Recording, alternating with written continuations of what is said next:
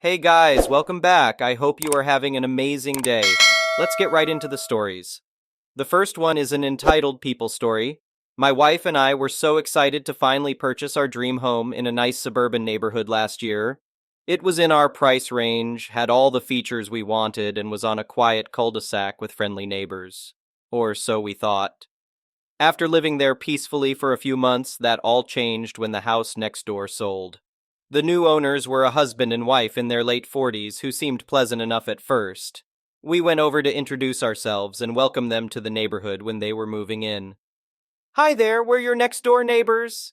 I'm John and this is my wife Anne, I said warmly. Nice to meet you, I'm Bill and this is Karen, the husband replied as he shook my hand.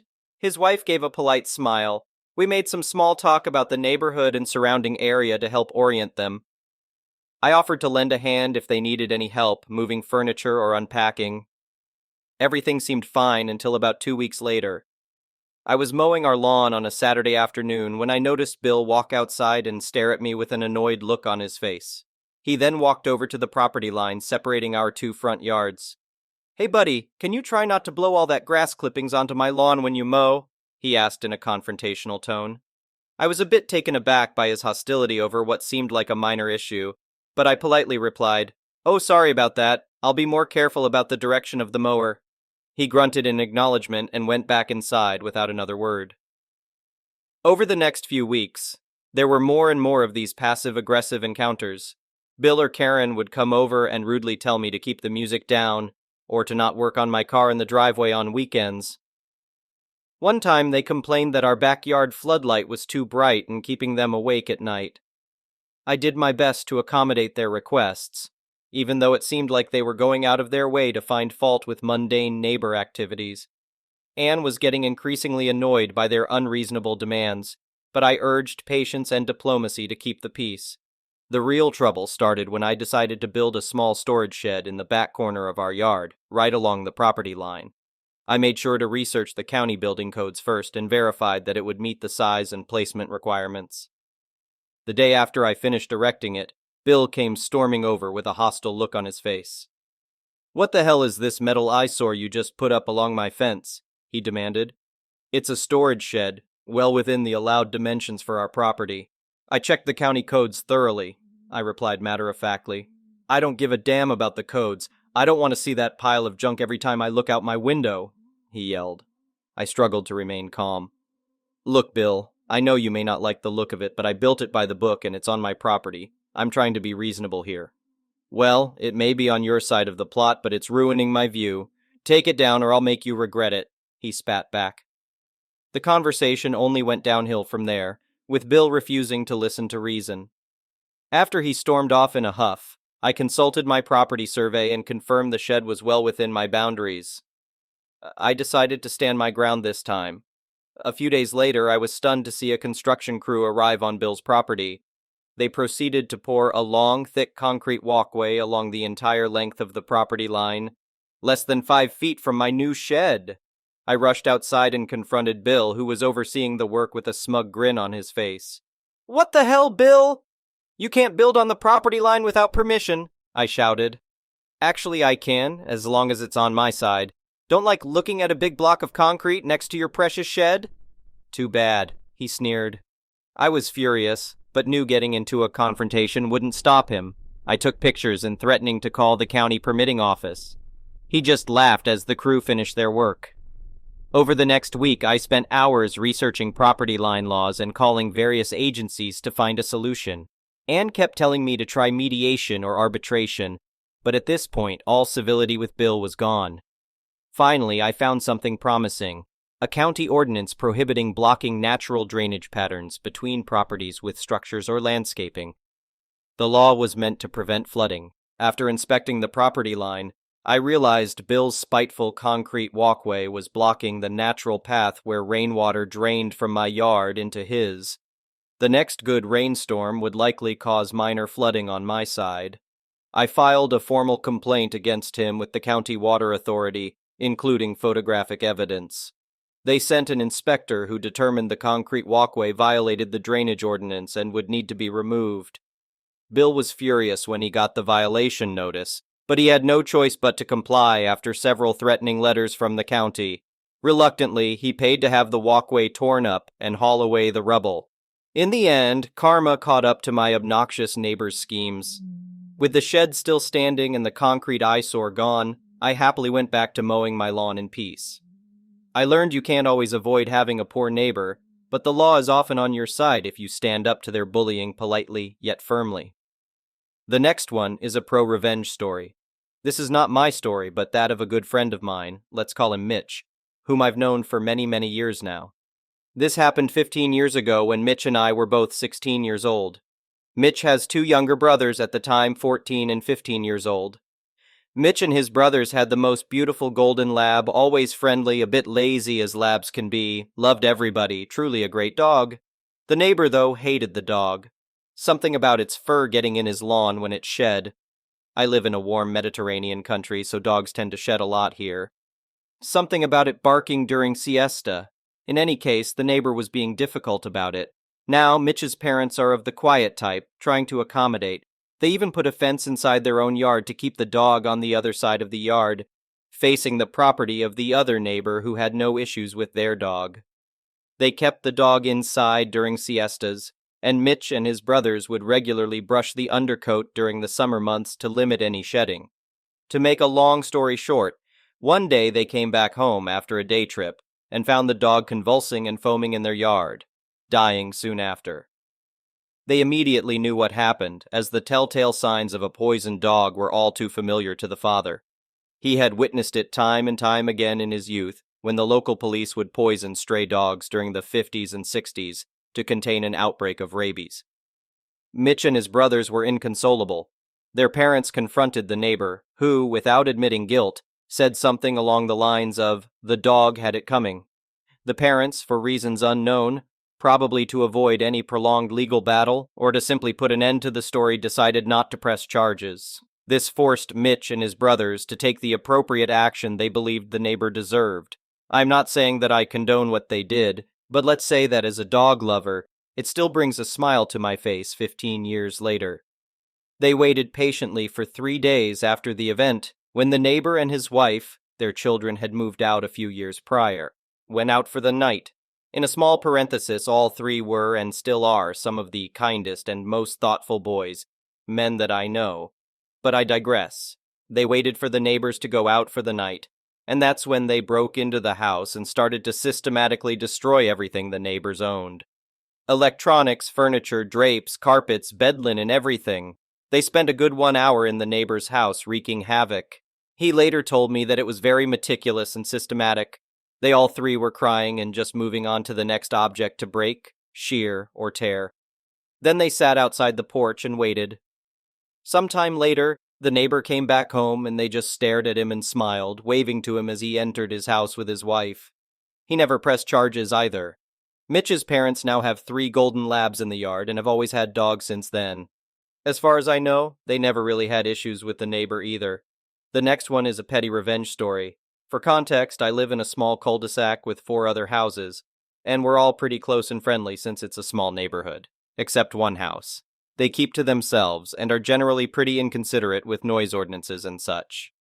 I'm talking about doing loud machine work at 6:45 a.m. on a Saturday. I have a large dog, and his poops are sizable. I don't like to let him poop on the front lawn since I've put a lot of work into making it look nice. Suddenly I start finding poops that were not his. I could tell based on size and a few other factors that these were not my dog's craps. The first few I let go, just picked up and tossed, but after finding one almost every single morning for weeks, I had enough. I checked my doorbell camera, and lo and behold, my neighbor was letting their dog crap on my lawn, then just calling them back and going inside. The final straw was watching their dog dig into my flower bed, which I had previously attributed to squirrels or rabbits since we have a lot in our area. I tried speaking to them about it a few times, but they actively dodge interactions with all the other neighbors in our cul-de-sac. I go outside while they are washing their car. They drop the hose and go inside for a while. I try to catch them in the morning before work. They either hustle into their car or go back inside. It's the most childish thing I've ever seen. Cue the revenge. Fridays are garbage days, So most folks get their cans out Thursday night since it comes so early in the morning. For 4 days, I picked up the crap and stored it in a box, unbagged. I used a bag to pick it up. At 11 p.m., as I'm letting my own dog out before bed, I empty that box into their garbage can and wait. Our local municipality has strict rules on animal waste, mainly that it must be bagged. I work from home, so I knew I'd see that pickup happen. The can was pulled over, and once they flipped back the lid to get it into the truck, that worker immediately closed it and slapped them with a fine for unbagged waste. It likely won't stop the pooping, but the revenge was sweet. The next one is a malicious compliance story. Okay, so just to preface this, I'm a cabin crew member, flight attendant. I've been doing it for over 10 years. Any issues that crop up during my workday, I will bend over backwards to accommodate people if I can. However, there are unfortunately a handful of people that are dishonest to try and get what they want. Fake injuries to try and get upgraded, fake birthdays, you name it, people have tried it, and believe you me, I've had loads of scenarios where people try to cheat the system because it makes them feel special, or that they have one-upped me, I guess. Let me tell you about a fake vegetarian I had on board. He was flying in economy, coach, in the second to last row. He wanted the pasta option. I apologized and told him, due to popular demand, we had run out in the middle of the cabin, but we had the chicken option instead if he wanted that. Without skipping a beat, he said, I'm a vegetarian. Last time they brought me a meal from business class, so I will just wait for that. Now, this is something I would have offered anyway as a nicety, if available, as I'm not too much of a dick, and I genuinely like helping people out if I can. After all, it's a 747, not a 7-Eleven, as the saying goes. Anyway, the way he just expected it right off the bat before I could even offer a solution left a slightly bad taste in my mouth. And also, I smelled a rat. I was 99% sure that I had cleared an empty packet of smoky bacon crisps from him earlier on. And no, they weren't a veggie brand, as I have the same ones occasionally. I was certain that he was being picky and wanted a higher quality meal. Plus, any regular flyer would know how often we run out of the veggie option and to pre-order a veggie meal. I said, it's unfortunate that you didn't pre-order a vegetarian meal. I will see what I can do for you, though. Just give me 5 minutes to finish up here. Anyway, I went up to business class. They had also run out of the veggie option. So, I went up to first class and asked if they could spare anything. We ended up putting a few leaves together with a bit of dressing. They spend pound 1,000 more up there and can dine at any time, so they didn't want me taking any of the hot veggie options in case someone wanted it later. Fair enough. Then I thought I could probably have some fun with this fake vegetarian. Cue malicious compliance. I brought it back down on a silver tray and held it above his eyeline so he couldn't see what it was. I explained that unfortunately the vegetarian business class option had run out. Then he went to cut me off so he could complain, but I held up my hand and said, however, I managed to go one step further, and I got the last vegetarian meal from first class. Then I pulled the linen cloth off the top of the tray as I placed the salad down in front of him. It really was a very basic but large salad, and his face said it all. His face went from a smug, ha ha, I worked the system, to WTF is that, within 2-3 seconds flat.